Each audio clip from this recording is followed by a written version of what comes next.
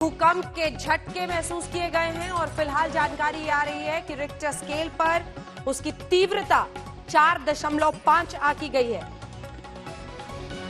बड़ी खबर इस वक्त की हम आपको बता रहे हैं, लद्दाख में भूकंप की तीव्रता 4.5 बताई जा रही है। और भी जैसे ही जानकारी वहां से आती है कि किन परिस्थितियों में किस तरह के हालात इस वक्त बने हुए हैं, आपको बता दें लद्दाख में भूकंप की तीव्रता है 4.5 रिक्टर स्केल पर। और जिस तरह की परिस्थितियां इन दिनों लद्दाख में बनी हुई हैं, उन सब के मद्देनजर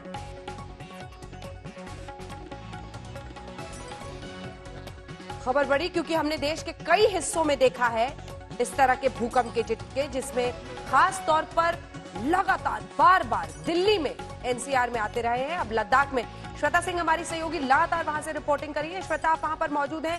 लद्दाख में भूकंप के झटके और तीव्रता 4.5 मापी गई है रिक्टर स्केल पर।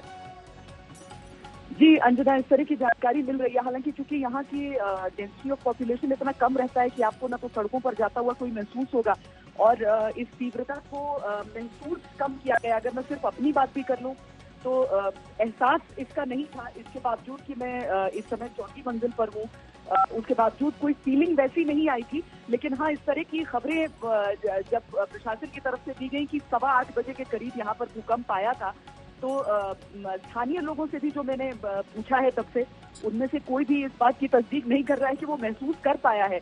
लेकिन अब जैसे ही ये बात सामने आएगी अंजना की ये जमीन के कितना नीचे रहा था, जैसे 25 किलोमीटर नीचे बताया जा रहा है कि अभी इसका केंद्र रहा है, तो उस हिसाब से 4.5 की तीव्रता महसूस तो नहीं की गई। लेकिन हाँ, ये खबर जानने के बाद जरूर लोग थोड़े से चिंतित हो गए थे अंजना।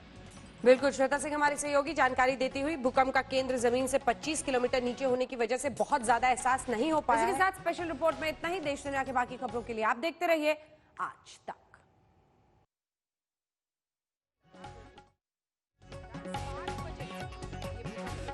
महसूस किए गए हैं